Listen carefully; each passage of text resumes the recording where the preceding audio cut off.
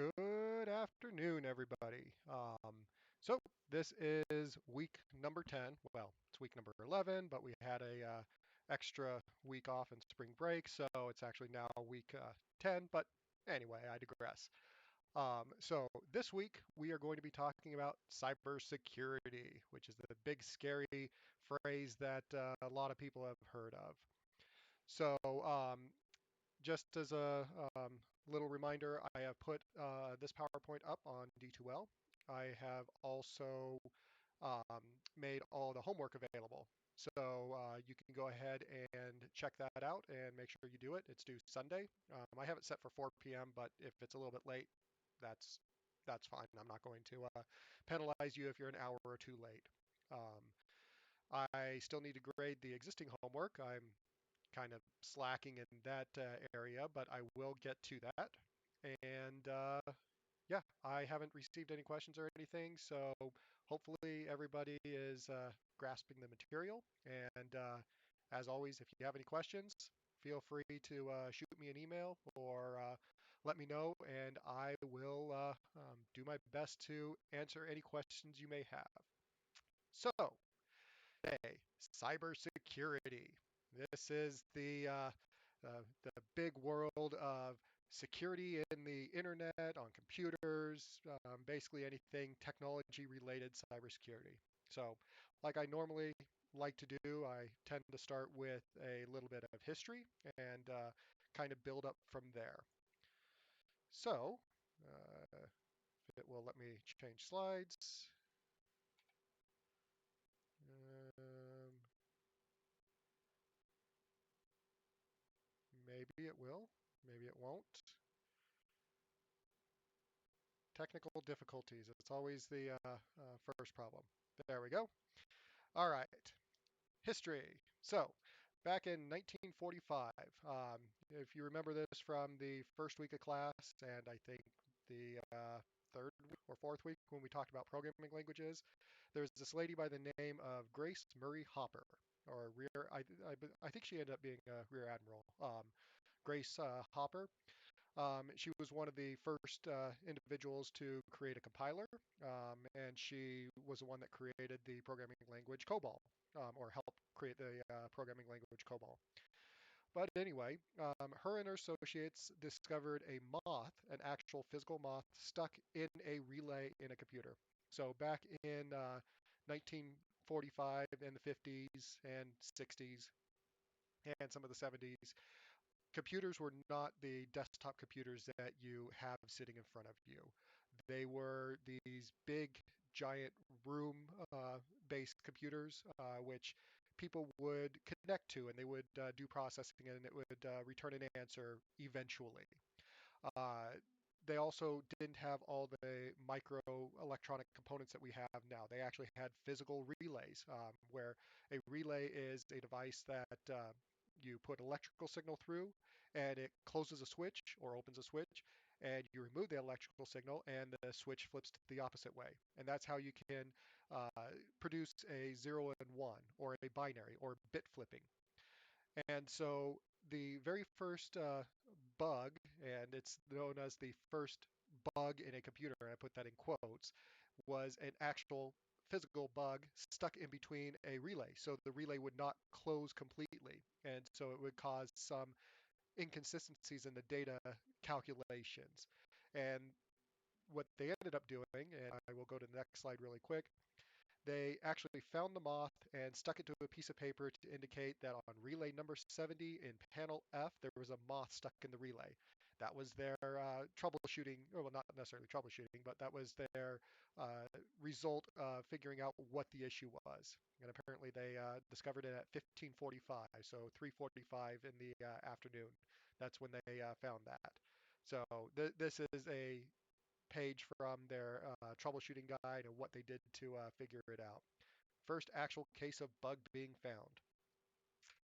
So that is the first bug in a computer, or well, that's the first commonly known bug. After that, 1957, there's a guy by the name of Joseph Carl Engresia Jr., also known as Joy Bubbles. He was this kid who he happened to be blind. And back in the day with the telephone systems, it was a dial-in process, and what you would do is, so if you watch any old movies, you dial in, talk to an operator, the operator takes a cable from one location, plugs it into another location, and that connects you to either another operator or to the actual person you wanted to call. As you can imagine, as more and more people started to get telephones, that became less and less feasible because you would have to have somebody sitting at a chair all the time, just plugging cables in and out constantly or figuring out where that is. If you happen to plug in the wrong one, then the wrong person gets called and it could just lead to problems. So, telephone companies back in the day, that would have been, I think it was Pacific Bell, and it might have been AT&T. I don't remember the specific names of all of them, but I think Pacific Bell was the first one. Uh, they started to come up with hardware which would automate that process. So if you could think of a relay where you have an electrical signal which goes through and it closes it, it's very much what they had created, only theirs were much bigger. And so when somebody wanted to get connected to another location, it had a bank of relays, so to speak, that you would dial in. The system would generate a tone and close a certain relay and bounce your call off to another location. This guy, Joy Bubbles, or Joseph Ingressia Jr., he discovered that the tone that was generated was a 2600 tone. Now, if you remember hertz, that is a continuous waveform, so think of a sine wave or a cosine wave or something like that, um, which oscillates 2600 times per second. So a hertz is 1 hertz is one complete sample of a sine wave. So 2600 times per second.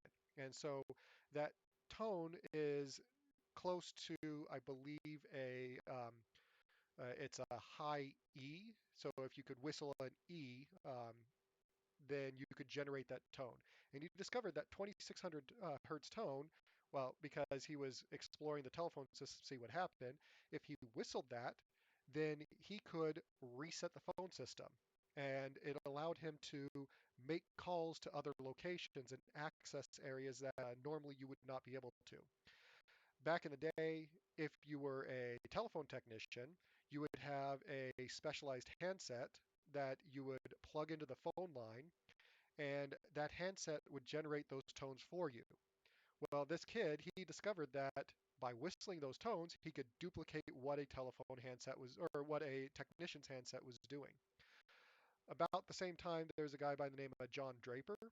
He discovered that in boxes of Captain Crunch cereal, there was a whistle that was given out in there, and that whistle also generated a 2600 hertz tone. And so he became popular for using those whistles and letting everybody know about the whistles. And so he got the nickname Captain Crunch. So if you look back through any old history on, and it was called phone phreaking with a PH, and as we can see down here, phreaking. If you look back at any of the history on that, Captain Crunch and Joy Bubbles, they focus, or they are featured heavily in a lot of that history. In fact, there is a book called Exploding the Phone. And Exploding the Phone is a really, really good book. I read the entire book in 2 days. But it basically goes over the history of the telephones from the very beginning of the telephone, Alexander Graham Bell, all the way up to the modern history of it. Now, these tones that are generated, uh, those worked on the old analog systems. As the phone system started to convert from analog or continuous waveform into digital systems or zeros and ones, these tones didn't work anymore. And the phone systems, the phone companies started to determine what tones were being used and figure out ways to work around that so that people could not exploit it. These tones can be used for all sorts of things. So you can reset the phone system. So if you dial in and back in the day, now all of you have cell phones now, and your cell phones, you can pick it up, dial anybody anywhere in the US and not have to pay any money. You get a certain number of minutes per month or maybe unlimited, but you could call somebody in Colorado, you could call somebody in California, New York, doesn't matter where they are, doesn't cost you any extra money. But back in the day, in order to call somebody outside of your area, you had to make a long distance call. And then that call was charged per minute. It might have been 10 cents per minute or 20 cents per minute or something like that. But any of those calls, the phone company would count up how many minutes you were talking on the phone and then bill you back for the length of time that you were on that. However, with generating this 2600 hertz tone, you can dial into a local number, generate that tone, that resets the system, but you're still connected, and then you can dial anywhere and not get charged a long distance call. And not only could you dial any long distance number, you could dial any international number, get connected, and not get charged international rates, which back then were really expensive. Think $3 a minute, $5 a minute, somewhere around there, just to call another country. And so a lot of these people back in the day, Captain Crunch, Joy Bubbles, there's a lot of different individuals out there. They didn't do this to steal money from the telephone companies. A lot of times, what they were doing is they were curious. And that's really where the hacker culture started to come about was curiosity. They wanted to see what the system was made of, what it could do, where they could access it. They didn't want to steal money from people, at least not most of them. Some of them did, but you'll get that no matter what. But a lot of the original phone phreakers and a lot of the original hackers, they were just curious what the system could do because it was like a puzzle. And they wanted to see what different things were out there. And in fact, the phone systems, there were massive books which detailed the entire phone system. However, those were kept secret by the phone companies for a while. Eventually, some of them ended up getting out and because the phone companies didn't care as much. But when they discovered that those phone manuals detailed exactly how everything worked, they started to clamp down on what sort of information was actually out there. In about the 1970s, phone phreaking was introduced to the masses, starting with articles on how to create blue boxes. Blue boxes allowed anybody to make free phone calls. So in the 50s and 60s, there was small groups of people that were making phone calls by generating that 2600 hertz tone. Well, in the 70s, there was a magazine which published schematics, electrical schematics on how to create your own device to be able to generate those tones. So suddenly anybody with a little bit of soldering experience and going down to their local Radio Shack or electronic supply store to pick up components could create their own blue box, which all they had to do was plug it into the phone line and they generated the tones and then they could make free phone calls. And boy, were the phone companies not happy with that because when it's just a few groups here and there doing it, it's kind of more of a nuisance. But when suddenly it's available for hundreds, thousands, tens of thousands of people to be able to make free phone calls without paying the phone company a dime, they start to get a little upset about it. So this Wikipedia article here, this is for the blue boxes. So as you can see, this is a blue box. Has a keypad here, has a send and a clear, and these are what actually generates the tones. And then there's the speaker here, and this is what you hold up to the phone, and you press or dial in those buttons, you generate the tone, and it makes the call, resets the line, then dials out. Now, if you notice down here, this says Blue Box, designed and built by Steve Wozniak and sold by Steve Jobs.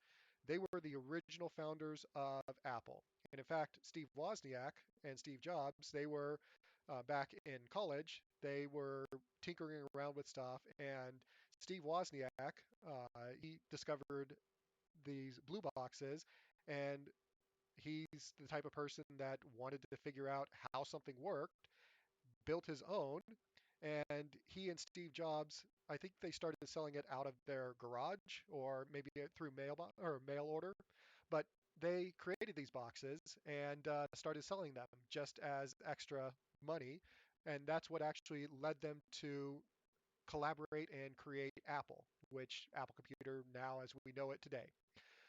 Uh, these are known as blue boxes because the original ones were encased in an actual blue box, and so that's where it got the name.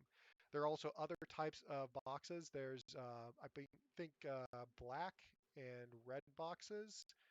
Um, uh, may list it in here somewhere, but there are different types of boxes and they do slightly different things. But this Wikipedia article is really interesting on how it actually works.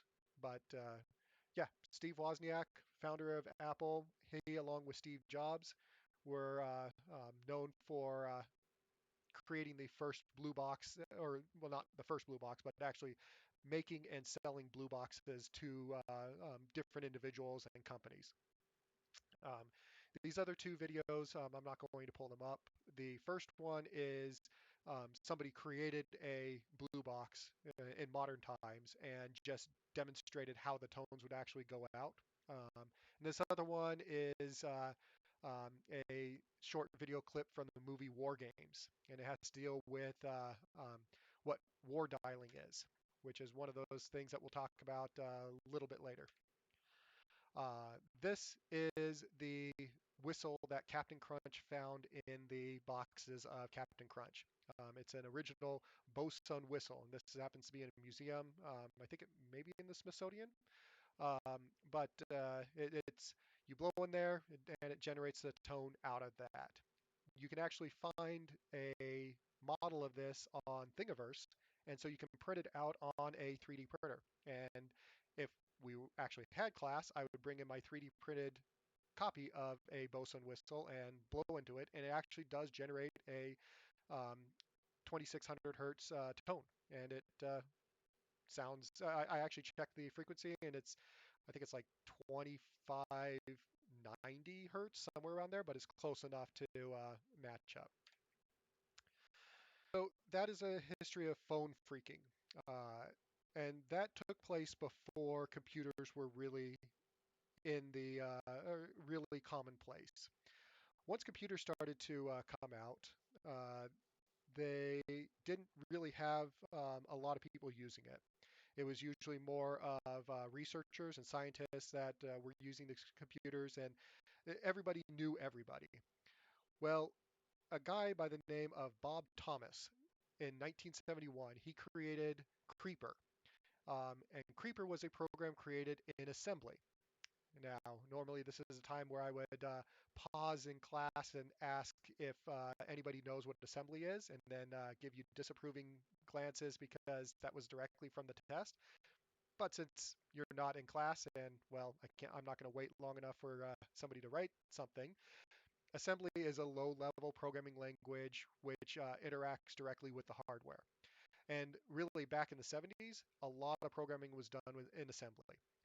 So Bob Thomas, he created a program called Creeper in assembly that was designed to move between systems on ARPANET. And ARPANET was one of the first computer networks. It's what several universities and the Department of Defense and everything, they were all connected together in this ARPANET. Um, it, I think it stands for Advanced Research Projects something network. But anyway, so this program would go in computer, print out "I'm the creeper, catch me if you can."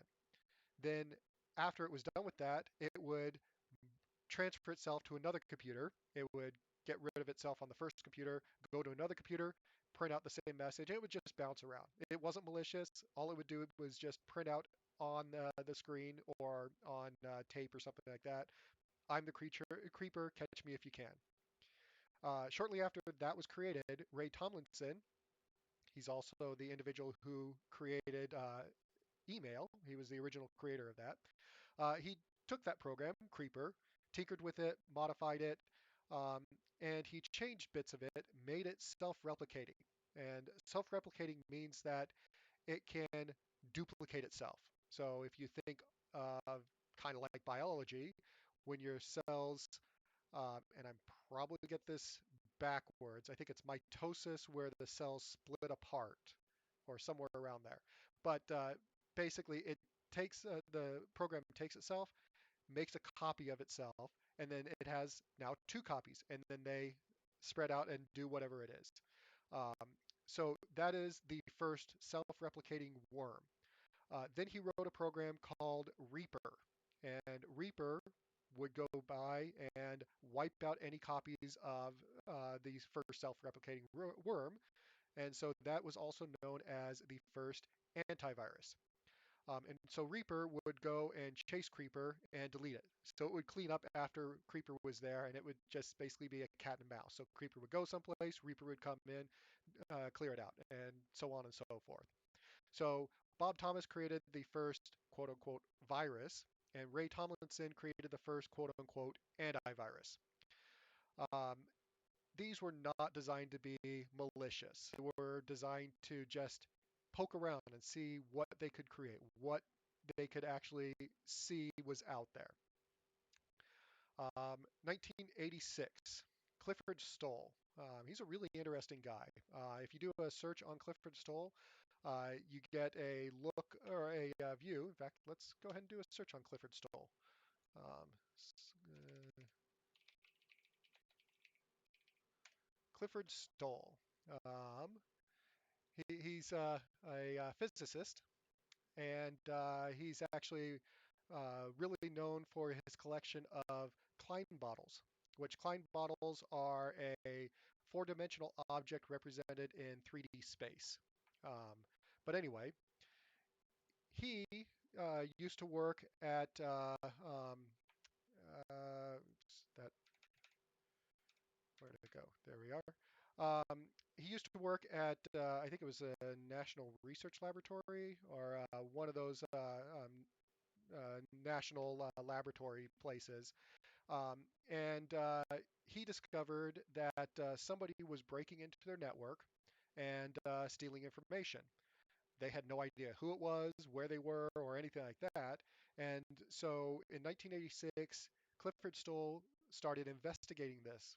It eventually led him to a hacker by the name of Marcus Hess. And Marcus Hess stole passwords, computer accounts, attempted to breach military security, all from Russia for the KGB. And there's a really good video created by Nova. And if you do a search for the KGB, the computer, and me, it's a 45-minute long video, but it's really interesting. There's also a book by Clifford Stoll called I think it's Cuckoo's Nest, which details exactly how he did that. And it's a nonfiction novel about how he tracked down Marcus Hess and how they actually discovered it, which I also highly recommend that book. That one and Exploding the Phone. Those are two really, really good books that if you ever get a chance to read, I highly, highly recommend. But he was known for tracking down one of the first international hackers that were out there. So 1988, Robert Morris created one of the first worms distributed via the internet. Now, Ray Tomlinson created the first self-replicating worm, but it was not malicious, and he was a researcher, and so it was kind of like, cool, that's a cool thing to do. Whereas Robert Morris created a worm, very similar to that, to where it would spread itself, embed itself on a computer, and then go out and try to spread itself again.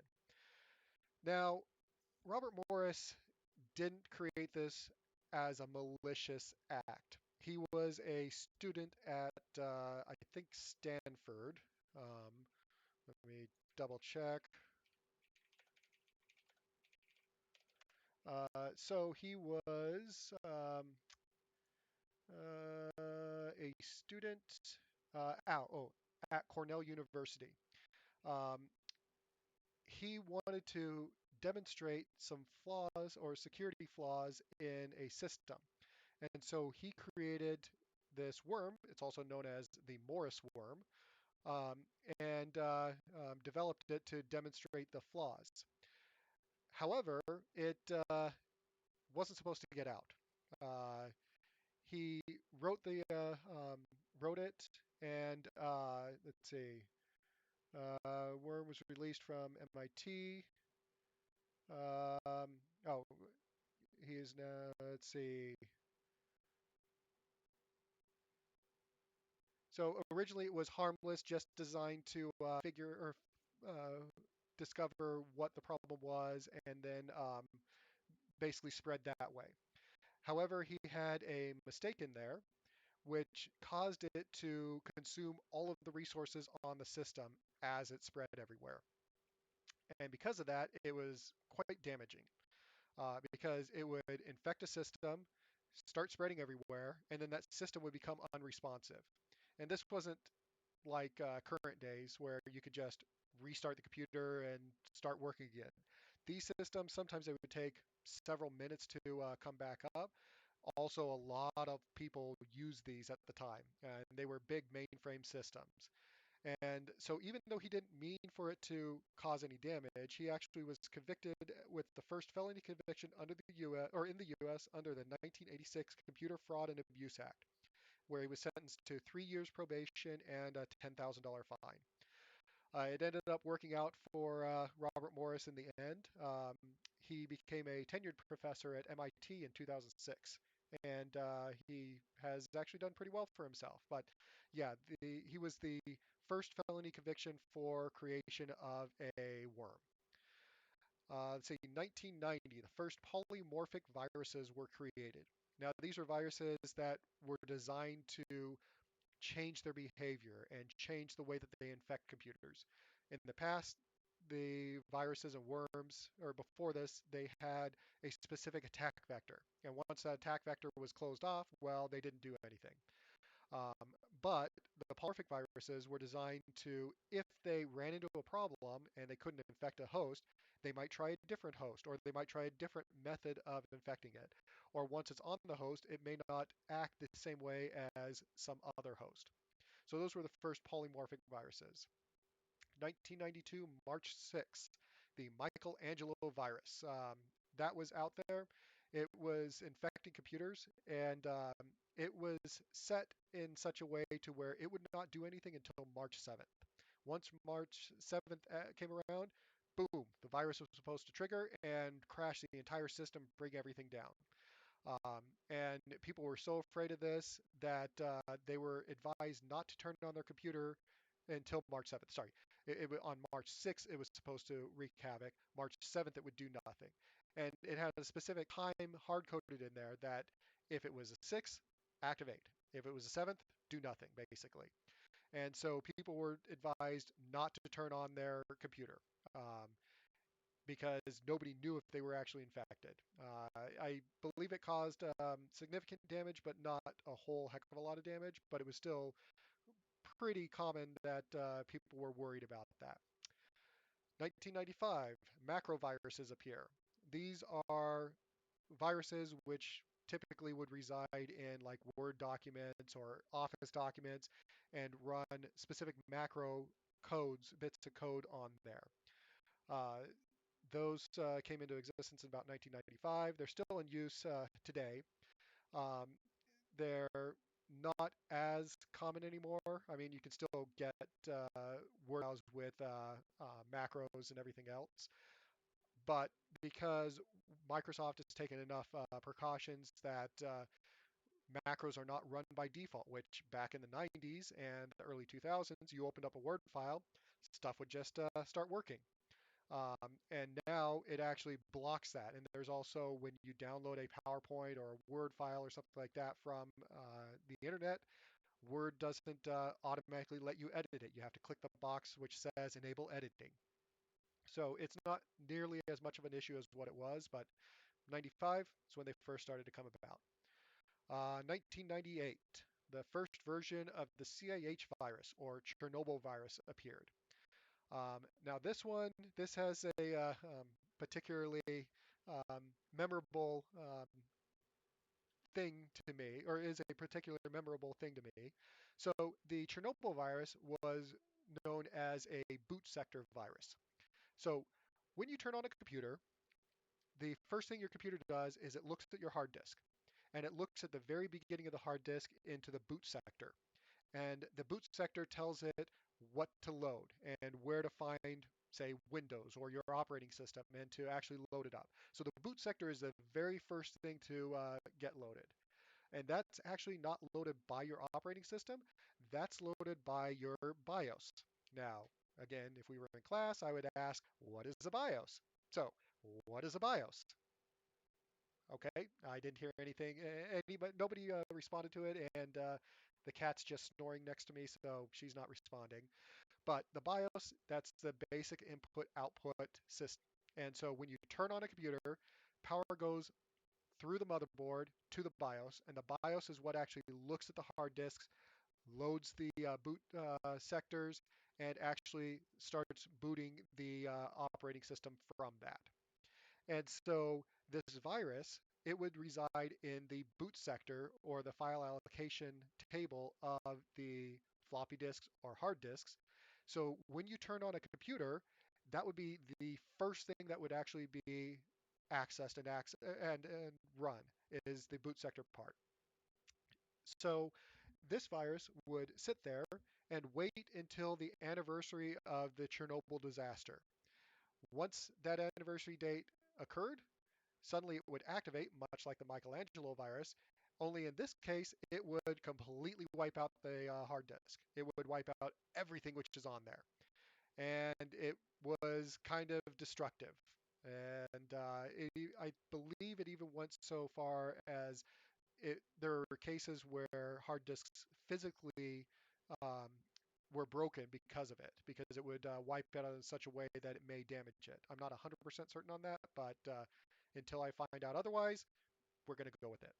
But anyway, so the date that this was supposed to activate, I happened to be going to school. And I was at school at 8 in the morning, and it was not at high school. It was at UTEC, which is what WCCC was. And it was an electronics class, and a couple of the computers there got infected with the Chernobyl virus. So on this morning, we turned them on, and boop, the computer died, couldn't do anything. IT at the time would have to fix it. So no big deal, at least not for me, because, well, I was high school, so whatever. But I remembered that. And so when I got home, I told my mom and my younger brother, I'm like, oh, yeah, there's this Chernobyl virus going around. We don't want to turn on the computer because it could wipe it out. My brother, the genius that he is, was like, ooh, I want to see if our computer is infected, and hits the power button. Instantly, the entire computer got wiped. We lost everything on the computer. I don't think my mom was that happy. In fact, well, I know my dad wasn't that happy. I wasn't that happy, although I think my brother got in worse trouble just for doing that than our computer actually getting infected. Now I don't remember how it got infected, but yeah. So my brother was directly responsible for computer breaking back in 1998. So that's kind of what led me on to learning how to fix computers, is how to figure out how to fix our computer, which my brother broke for me. So there we go. 2000, I Love You. That was a very popular worm. And so worms and viruses are slightly different, but I'm not really going to test you on what's the difference between a worm and a virus or malware. Well, I'm going to test you what is a malware, but not what is a worm versus a virus. Um, but in 2000, I Love You worm spread. It infected millions of computers worldwide in literally a matter of hours. It was a really fast spreading virus. What would happen is you would get an email saying, I love you. And if you open up the email, it infected your computer without you having to do anything. It infected your computer. Then it went into your address book, grabbed a whole bunch of email addresses from there, and sent all those contacts an email saying, I love you. And then people would open it and it would spread. And literally a matter of hours, millions of computers around the world. It's also considered to be one of the most damaging worms ever, causing an estimated $8.75 billion worth of damage. Now, the 8.75 billion is kind of misleading. Um, when you think of damages, you generally tend to think of damages as if you buy a monitor, say a computer monitor for, let's say, $500, and then somebody comes and they punch the monitor and breaks it. Well, they caused $500 worth of damages to that monitor.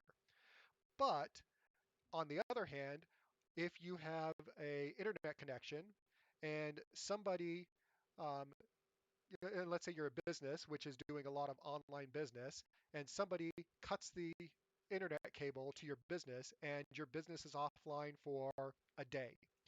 Well, that didn't cause actual damages to your business because, well, it's the cable, you have to get it fixed and then you're done. So maybe what, $15 in parts and $300 in labor for the ISP to fix it. But instead, it cost damages to the business in lost sales and lost work and that sort of stuff. So this 8.75 billion is an estimated amount of money the businesses lost in trying to recover from this virus in lost worker time, lost sales, um, and a lot of things like that. So the 8.75 is not an accurate number, it's an estimated number. So that's where you sometimes get a lot of these really inflated numbers as estimated damages. Uh, they did end up fixing the vulnerability that caused the I love you worm to spread, and so now you can't, it won't work at all. But in the short length of time that it happened, it was quite damaging. 2001, Circam, $3 billion worth of damages. Code Red, $2.75 billion worth of damages. NIMDA, $2.6 billion worth of damages. Those all came out in 2001. That was kind of a banner year for damages from viruses and worms. And all of them did something different, but the general thing was, or general idea was try to spread as far and as wide as possible and cause as much havoc as you can. And that's a change from the earlier hackers, the earlier phone phreakers, and the early computer hackers.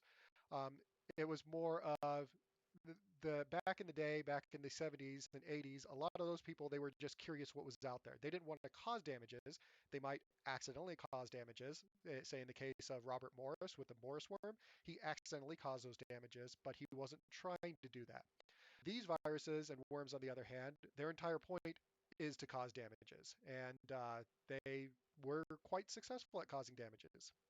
Um, 2010, Stuxnet. Uh, I don't know how many of you have heard of this. It was pretty big news back in 2010.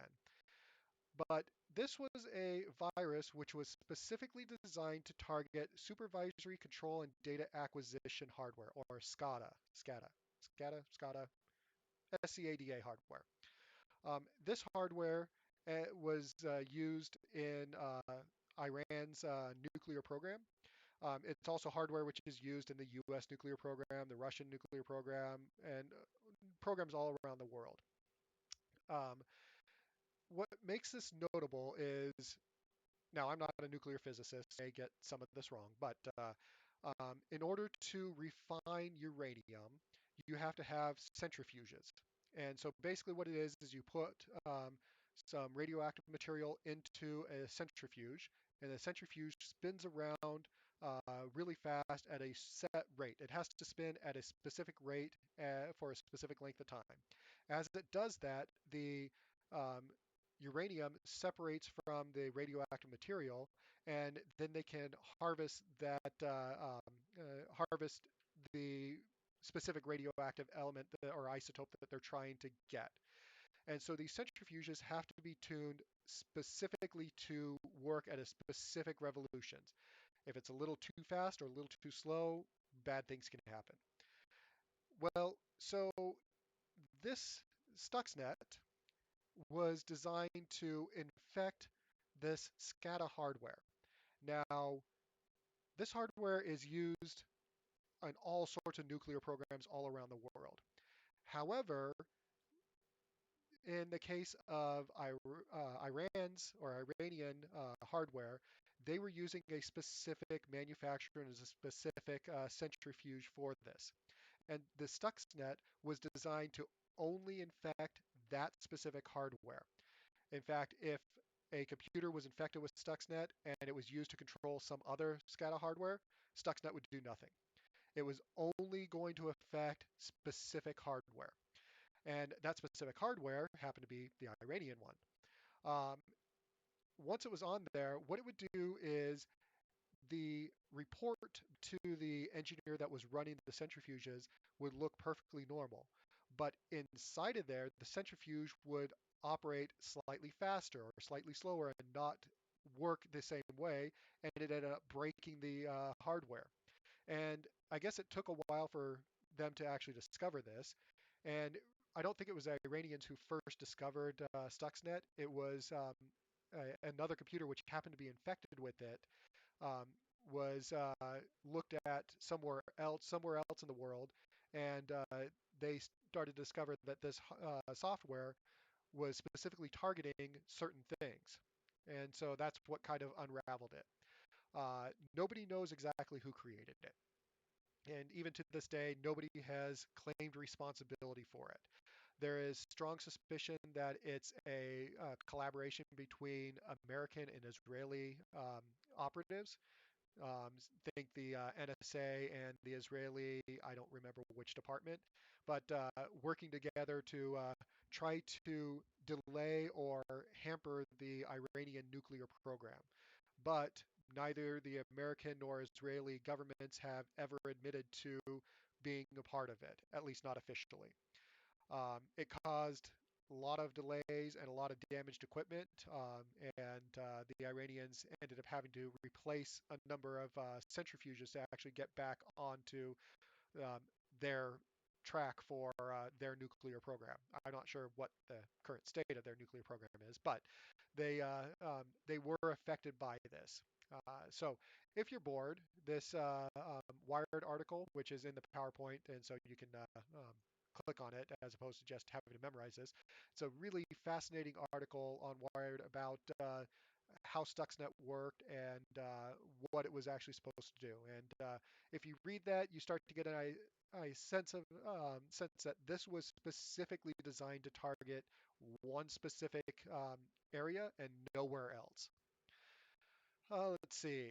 2013, CryptoLocker was discovered, which spawned many variants still active today. CryptoLocker, it's a it's a pain. It's a really bad virus which is out there. Basically, what it does is once your computer is infected, it goes through and it finds um, information that it determines as personal, such as pictures, documents, files, stuff like that. Not anything which would break the computer from launching, but stuff which would that you really care about. Say your wedding photos or pictures of your dog, or in my case, pictures of the cat, which I may send more pictures out. But anyway, um, it finds these files and it encrypts them. Now, if you remember the encryption, that is a language that only you and one other person or the other person that you're talking to know. Nobody else knows that particular language. Well, in this case, it would encrypt it in a language that the only people who know it is the person who encrypted your files. So then, if you wanted to gain access to your files, it would have a screen which would pop up, or there would be a file placed in there saying that, hey, you've been affected by CryptoLocker. You need to send X number of Bitcoins. Um, Typically, it's equivalent to, say, $300 to this particular address within 48 hours, or all your files are going to be gone forever. And, well, people panicked and they would pay money to that. And sometimes the decryption key would work, sometimes it would not work.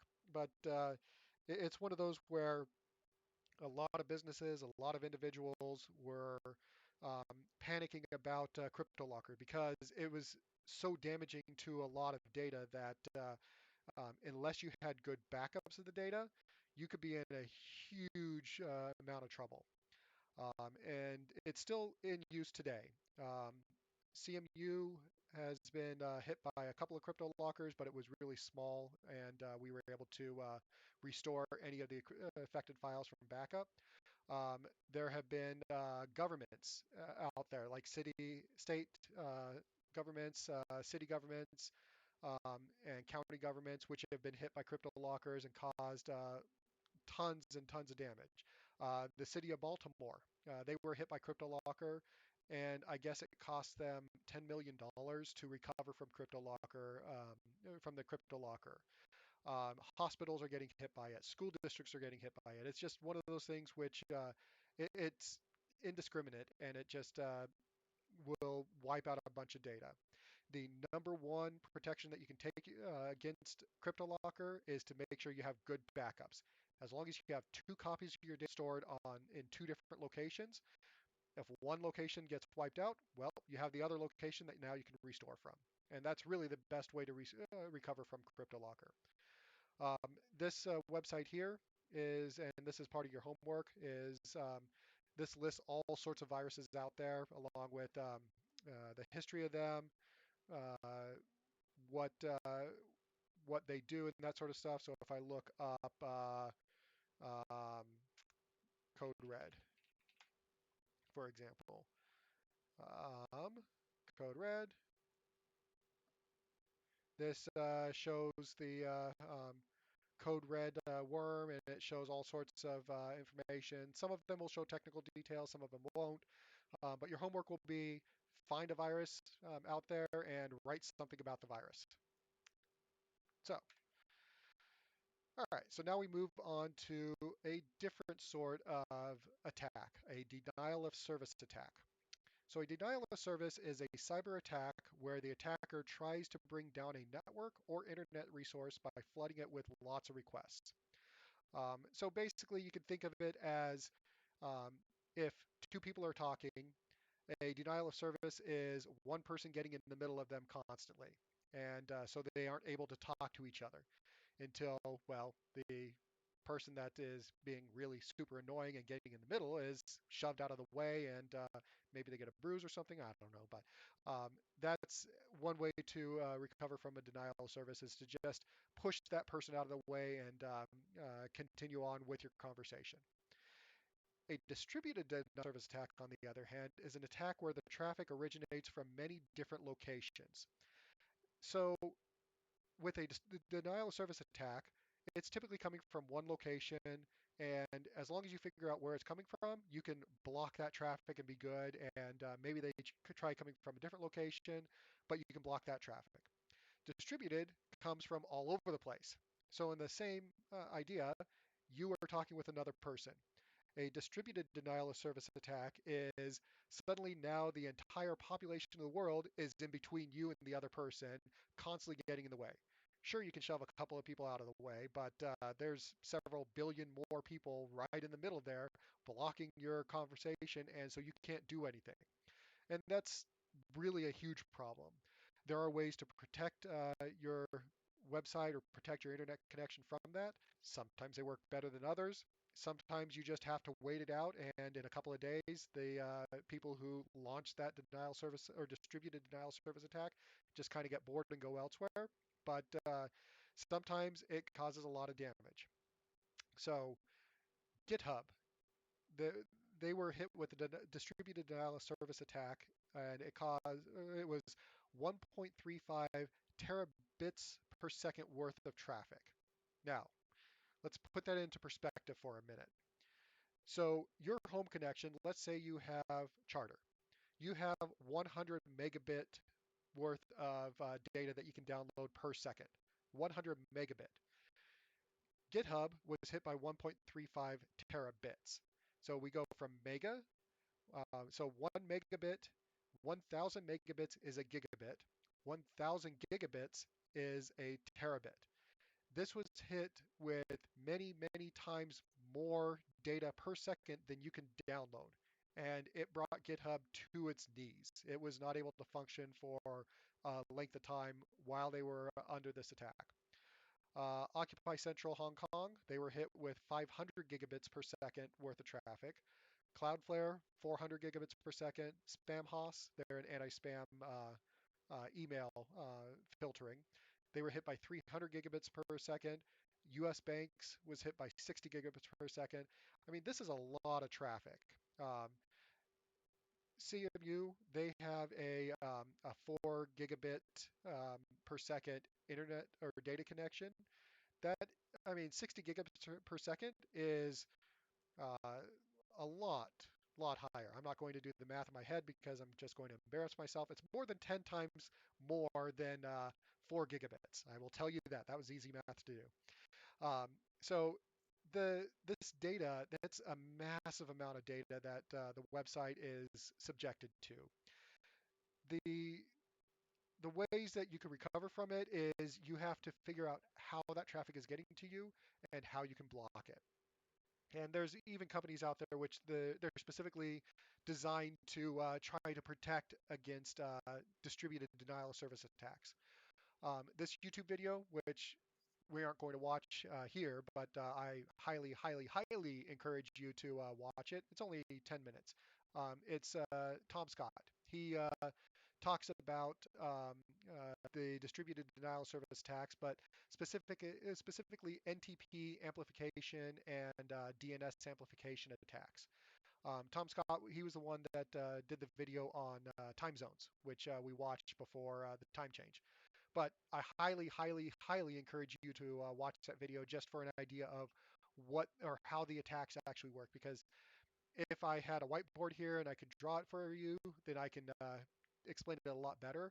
But it's basically instead of one person sending massive amounts of data, it's now suddenly lots of people with really fast connections sending massive amounts of data.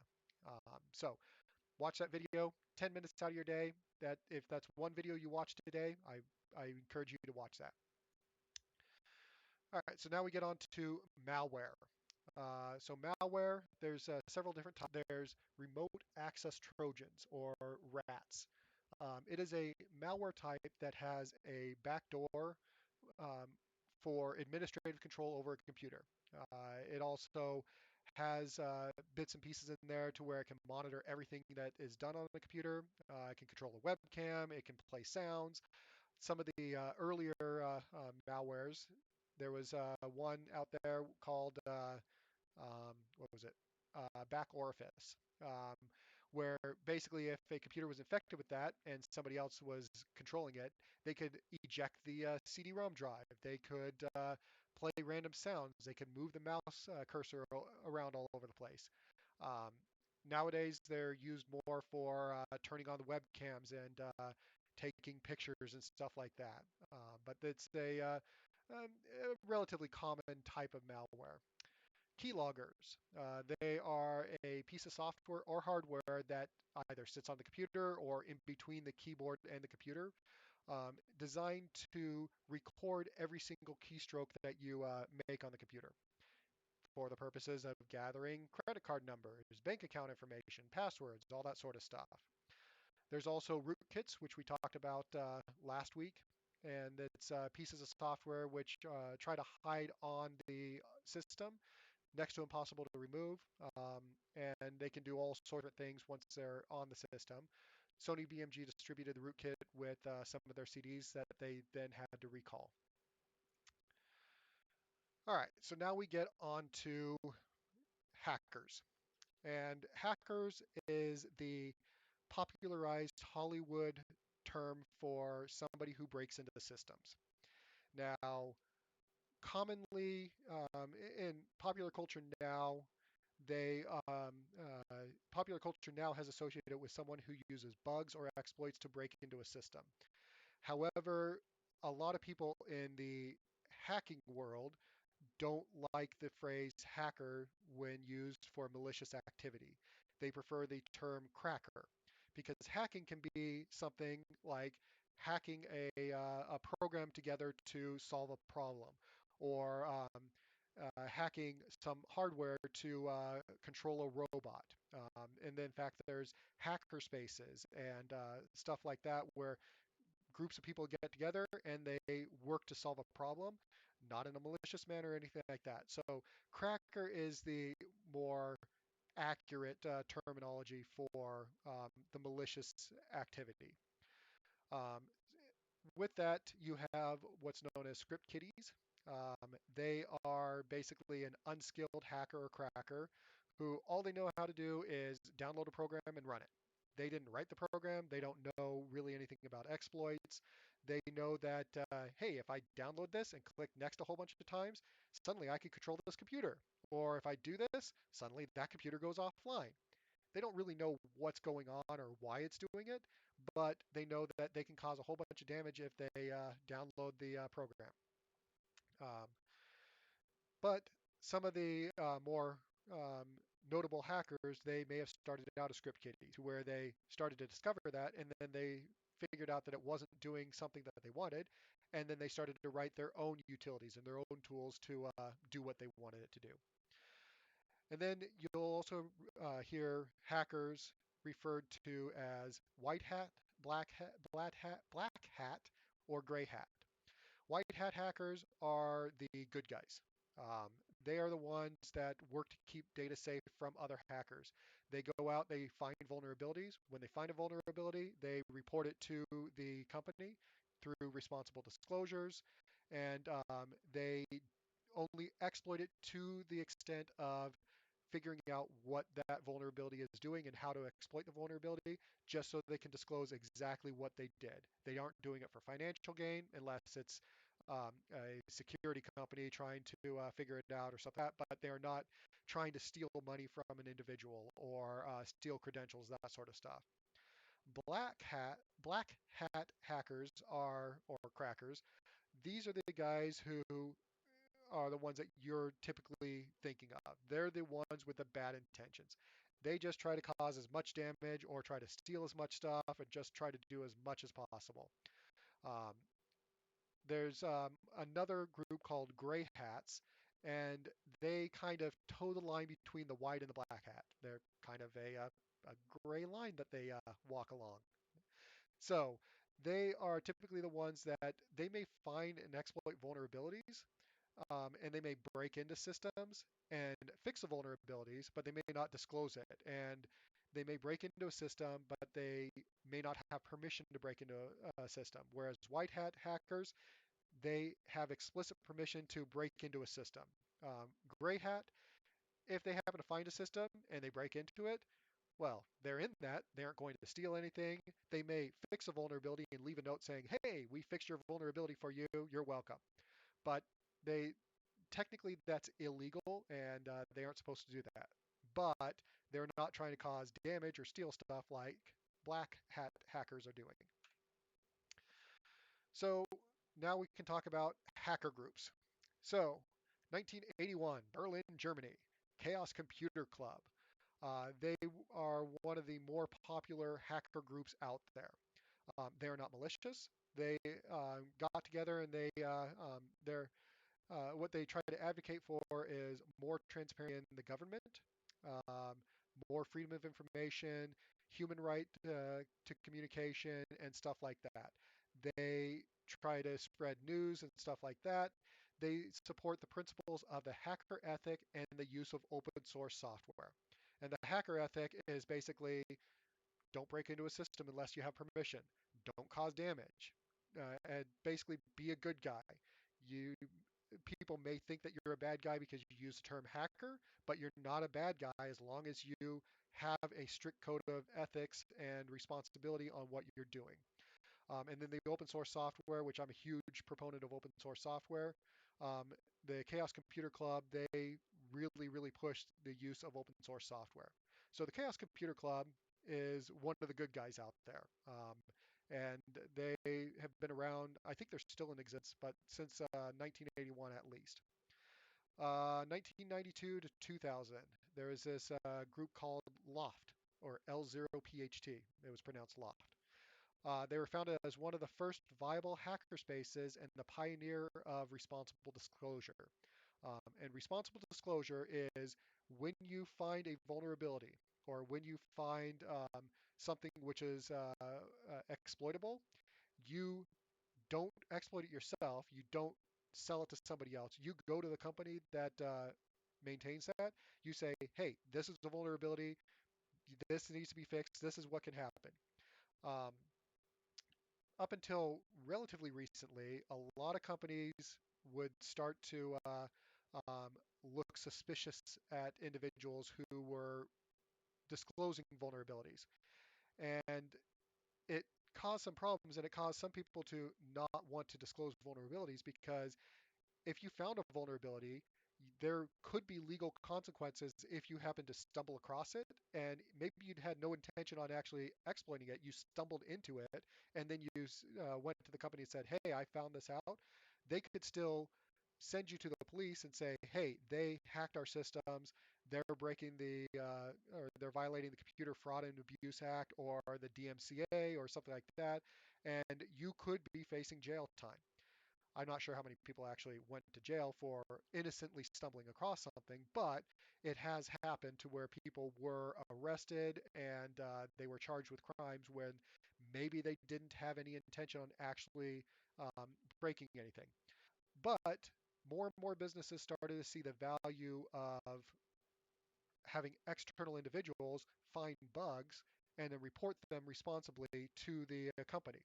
And so a lot of companies started to create bug bounty programs to where if you found a bug in their system, you can report it to them. And as long as you reported to it and you didn't exploit it, they would look at the bug. And if they determined that the bug was severe enough, you could get some money. And Facebook does this, Twitter, Microsoft, a lot of big companies have these bug bounty programs to where if you report something, you can get $10,000. I think the highest payout was $100,000. I'm not 100% certain, but you could get a decent amount of money just for finding a vulnerability in their systems, provided that you did not exploit the vulnerability for malicious usage. Um, so Loft, they were responsible for pioneering responsible disclosure. They also created this program called LoftCrack, which was one of the first password crackers for Windows NT back in the 2000s. Well, late 90s, early 2000s. And it was a password cracker to where it could reverse engineer the security on the passwords and on Windows and write out the password. All right, and then after that, Anonymous. They originated in 2003. Originally, it was created as a group of people who fought for piracy. And I'm sure some of you have probably seen that. If you ever watched the V for Vendetta, the Guy Fawkes mask there, that is a mask that Anonymous uses quite exclusively if they need to communicate. They have somebody wearing a mask and talking, or if they put an image out there, they use that mask. Um, they started with they were fighting for privacy. The problem with Anonymous is they had no structure, and so literally anybody could claim to be part of Anonymous. They didn't have any sort of guidelines as to how you had to join or what you had to do or anything like that.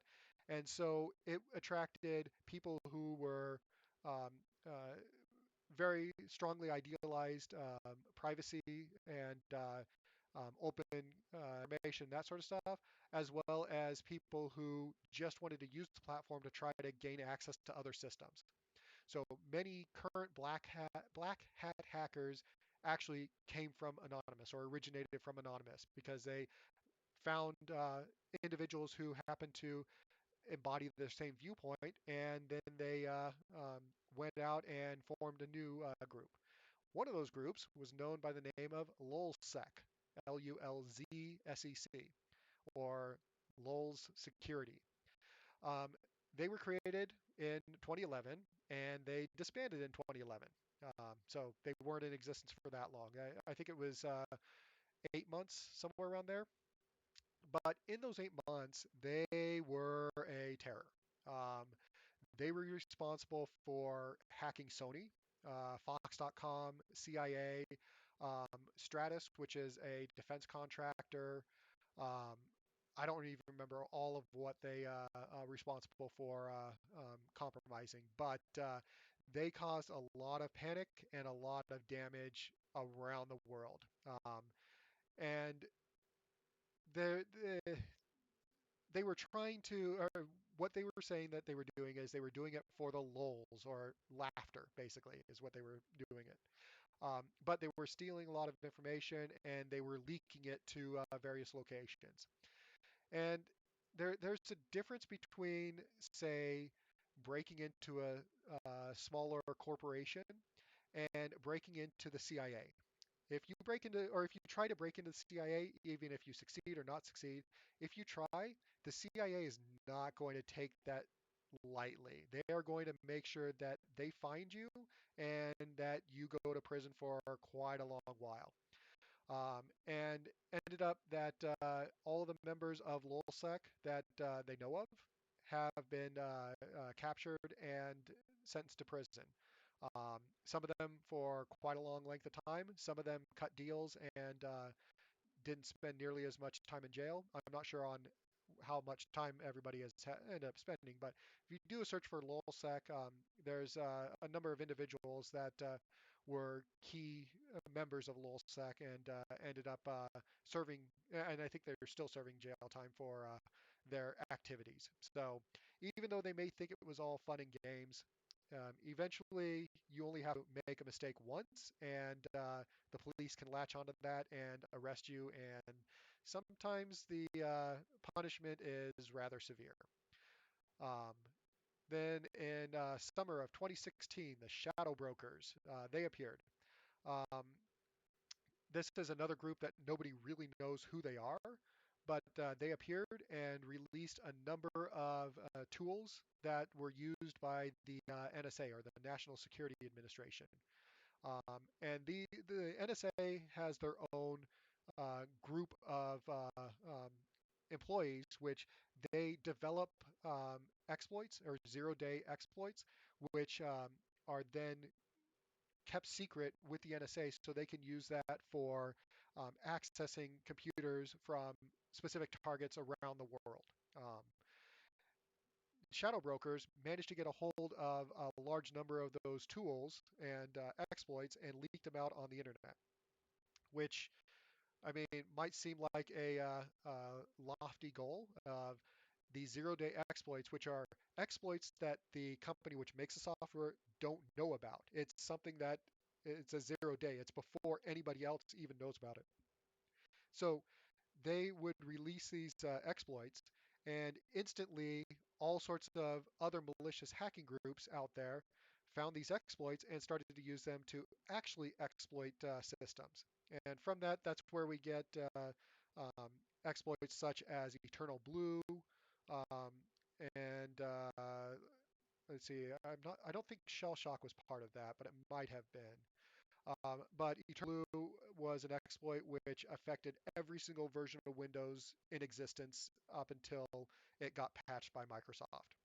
And it allowed basically remote access and remote control of a system, so where somebody could run commands on a computer.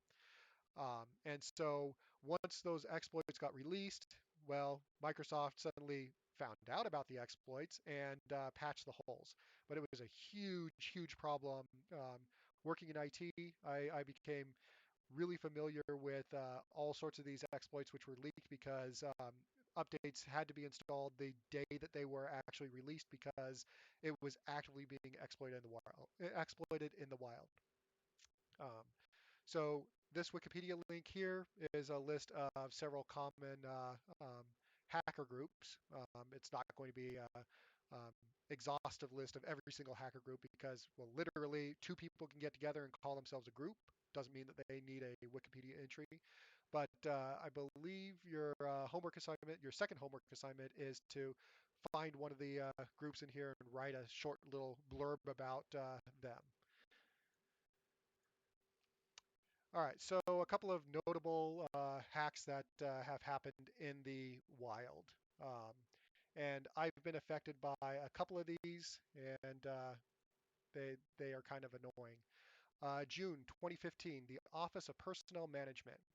This is basically human resources for the federal government. If you were a federal employee, um, they had all sorts of information on you, including top secret clearance information, social security numbers, addresses, everything like that. 21.5 million records they had.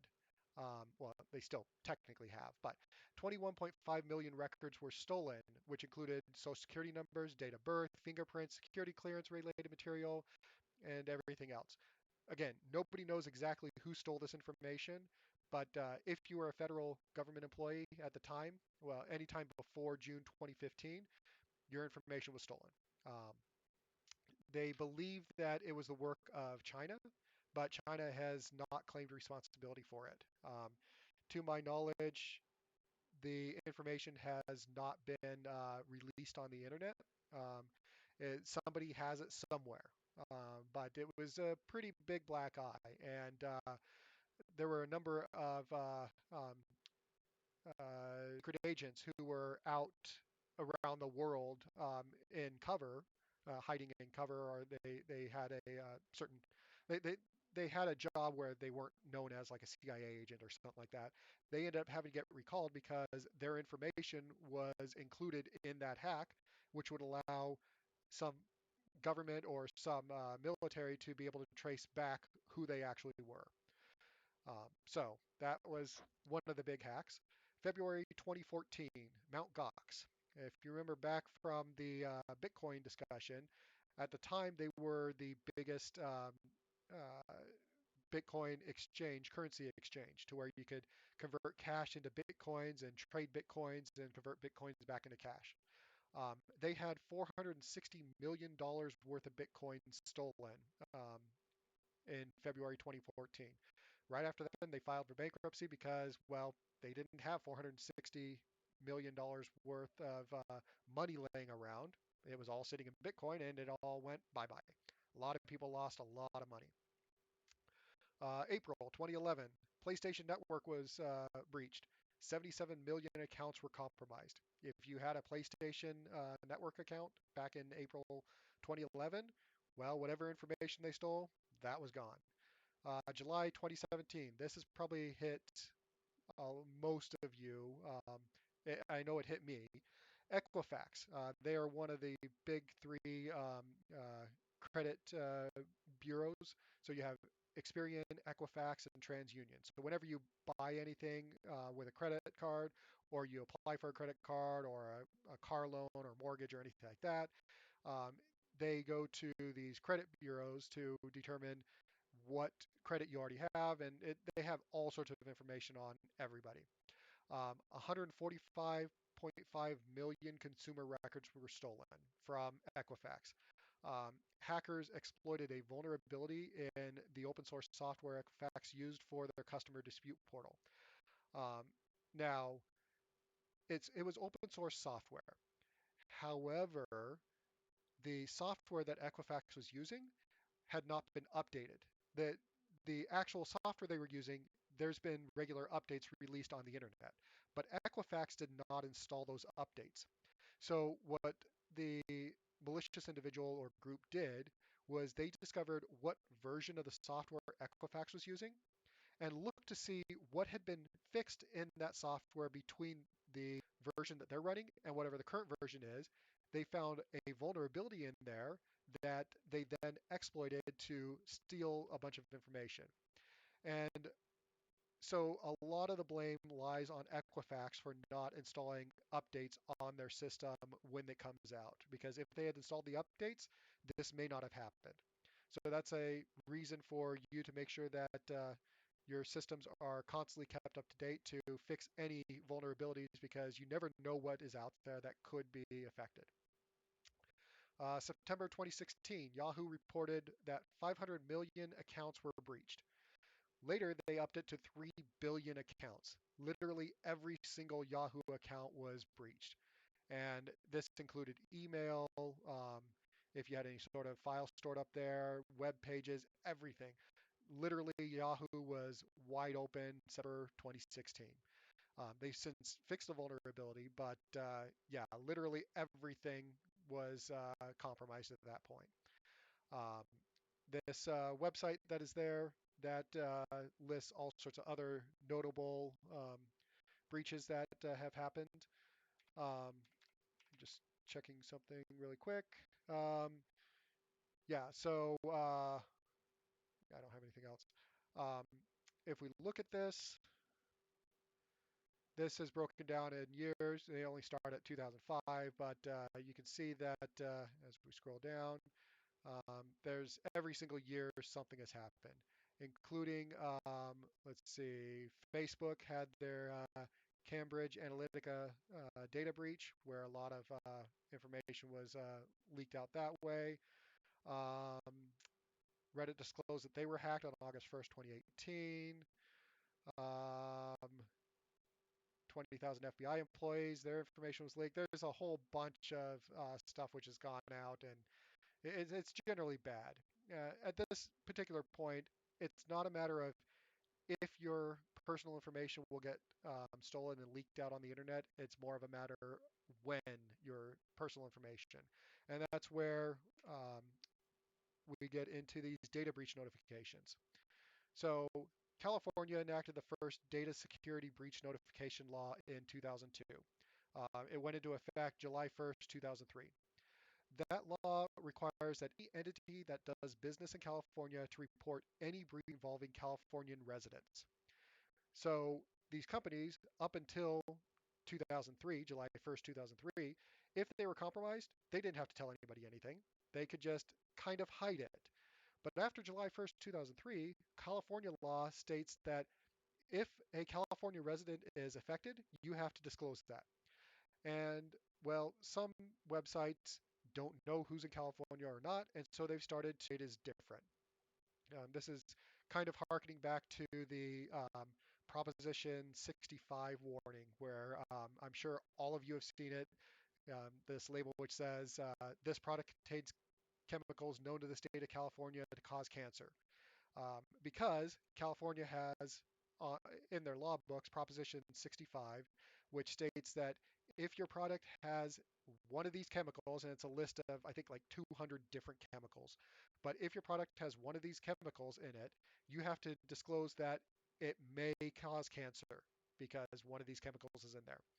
Well, people that manufacture goods, they don't necessarily know what products have these chemicals, and so they just slap that label on everything. And also, they don't know if the product is going to be sold in California, Colorado, New York, or something like that. So they just put it on everything just so they're covered if it ever happens to get sold in California. And so that's what a lot of websites and businesses are starting to do is follow whatever the strictest law is, which I believe California is a strict one, and do what that says because the other states are not nearly as strict as what California's is. As of September 1st, 2018, Colorado now requires a 30-day notification of any breach. So if you are a resident of Colorado and your information gets compromised, they have to notify you within 30 days saying, hey, your information got compromised. Sorry. So this link is the security breach notification law. This 2017 data breaches. This is an older link, but some of it is rather interesting in the numbers and everything, along with trends and what type of industries get breached. So I encourage you to look through these pages, and then you might learn something. Let's see, I have 3 slides left. So I'm going to end up going a little bit longer today, but in exchange, probably won't talk on Thursday. But so I'll just go through these last few pages relatively quickly. So other types of attack, there's a man in the middle attack. So a man in the middle attack is exactly like what it sounds. It's an attack where the attacker relays and possibly alters communication between two parties. So again, I'll use the idea that you're talking to another individual. A denial of service is somebody standing in the middle, interrupting your communication and causing a disruption. A man in the middle attack, on the other hand, when you're talking to the person in the middle, and then they may pass on that information, or they may alter it and then pass on the altered information. If you happen to say try to log into a banking website, your password goes to the man in the middle, and then they may pass it on to the banking website, or they may keep it and keep a copy of that password so now they can log into your bank at any time that they want since they have it. In order for a man in the middle attack to be successful, all traffic would need to go through the middleman. So this means that routers or ISPs, internet service providers, are good candidates. Now, again, if we were in class, this would be the time I would say, what is a router? Since we aren't in class, a router is you have the out to the internet, and then you have your computer. Your router sits in the middle, and that's what routes the traffic either to the internet or to the computer or to a specific device. It directs the traffic. So with the push for HTTPS, or Hypertext Transport Transfer, HTTP secure, um, across the internet, man-in-the-middle attacks have become harder due to needing a trusted certificate. So this is much like the encryption. So man-in-the-middle attacks require whatever's in the middle has to be able to understand the two people talking back and forth. With HTTPS, the two people talking back and forth are now talking in their own custom language that the person in the middle may or may not know that same language and may or may not be able to relay that information. So that has started to cut down a lot of those man-in-the-middle attacks.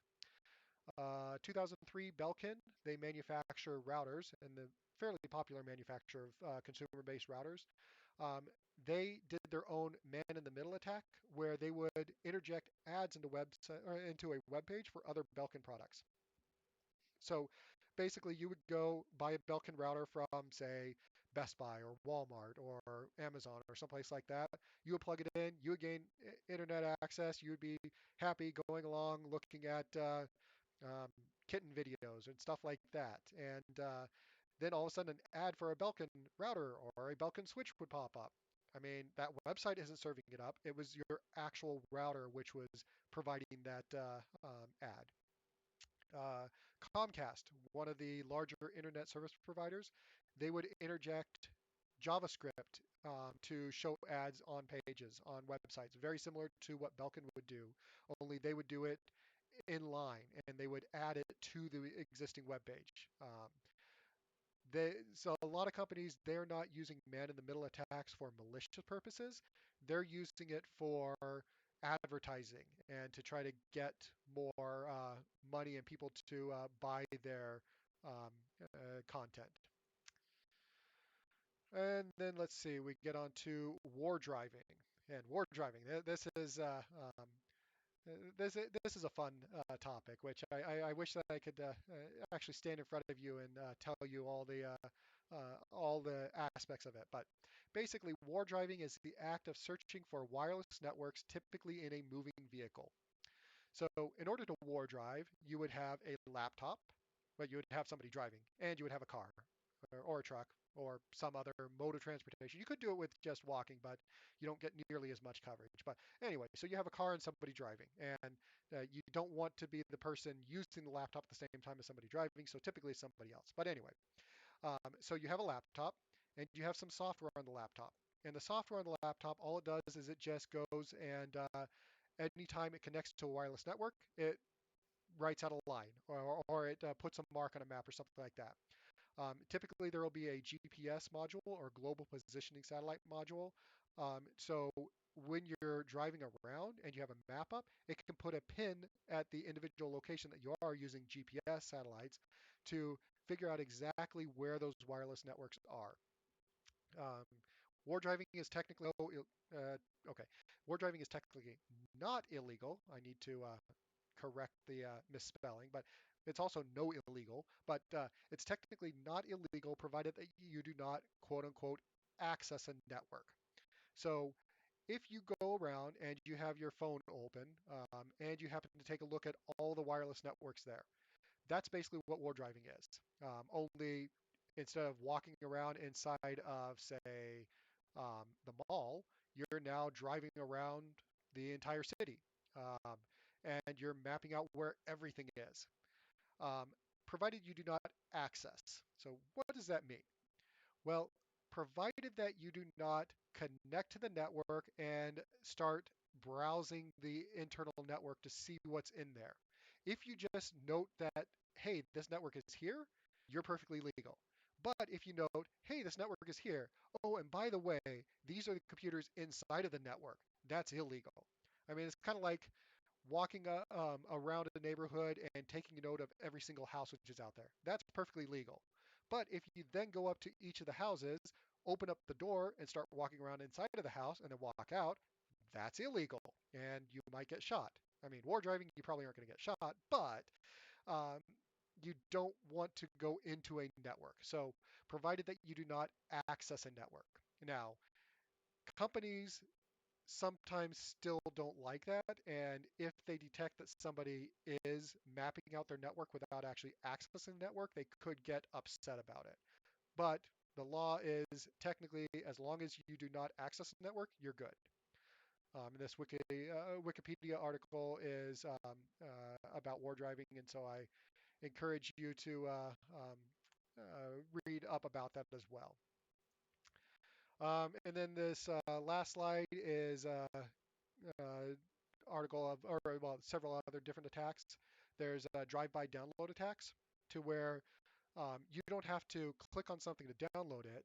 Um, as long as you are, say, browsing a web page, there could be a compromised ad provider that automatically downloads malicious content onto your computer. Or the website could be compromised and automatically download a virus onto your computer without you having to do anything. Drive-by download attacks are they're not too terribly common because they're difficult to pull off, but if they are pulled off, they're pretty damaging because your computer gets affected without you doing anything out of the normal. There's also cross-site scripting attacks. It's where the malicious payload is injected into a database on the website and is served up to unsuspecting users. XSS or cross-site scripting attacks are very difficult for users to prevent. Um, so you can't prevent it on a website. Rather, the person who develops a website and creates a website, they have to stop those cross-site scripting attacks.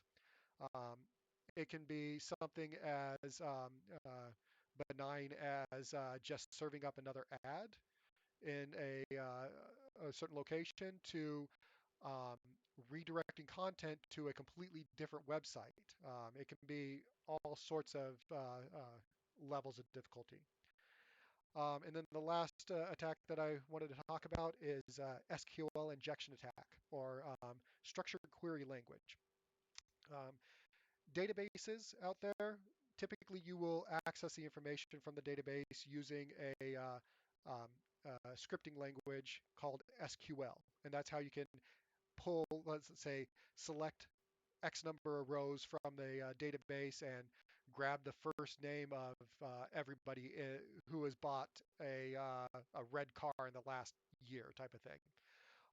So an SQL injection attack is an attack where an attacker sends some specially formatted lines of code or specially formatted strings to break out of a protected environment and access more information than they should. Um, and this is one of the things which, again, as a user, you can't fix it. This is on developers and that sort of stuff. But it's one of these things to where, let's say you have a login window. And your login window, all you type in is your username and your password. And those are the two fields. If they do not sanitize the SQL query, say your username, you can type in your username and then a whole bunch of extra information after that. And that extra information may get run on the database to in such a way to where you can exploit a server without actually having to get onto the server any other way or without having to authenticate to it. And these are things that can be really, really bad for data. And that's how some companies have actually gotten compromised is because of SQL injection. They happen to not sanitize the inputs, and they just ran whatever information happened to be passed to it. Um, and again, if we were in class, I would read this out in class, and I would wait for somebody to laugh. And usually I get a half-hearted chuckle out of one person because I just sit there waiting for somebody to laugh. I mean, I find it funny, but you may not find it funny. But this is kind of an example of SQL injection to where the mom gets a call from the school saying that they're having computer trouble. And she's like, "Oh no, what happened?" And the school's like, "Did you really name your son Robert?" Which that would be a typical first name. And then they sent a whole bunch of text afterwards, including drop table students, which drop table is SQL to basically delete that table. And they're saying delete the table students. And so and she's like, yes, little Bobby Tables, we call him.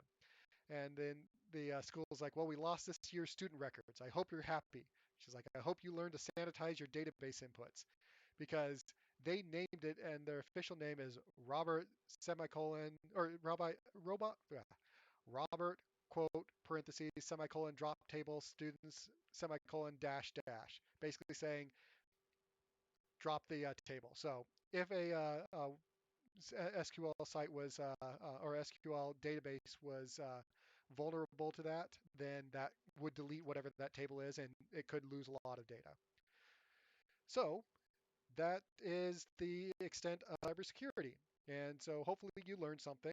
Um, I went through everything here. Normally in class, we would watch a few of the videos, and that would take up extra time. As it is, I ended up going a little bit longer anyway. But um, hopefully you learned something. There is homework up on D2L, and so go ahead and do that. Shouldn't take you too terribly long. If you have any questions, feel free to ask me, and I always try to respond to any emails, which I haven't received any emails from anybody, so I assume everything's going good. But if you have any problems, feel free to let me know, and I will go ahead and end this broadcast here, and I hope you all have a great weekend. Thank you very much.